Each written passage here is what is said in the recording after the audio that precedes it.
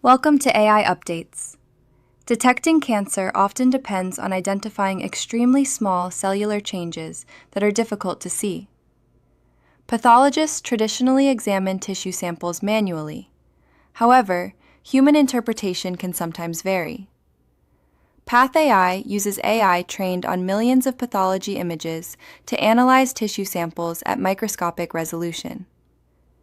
The system highlights suspicious regions and assists doctors in identifying cancer cells more accurately.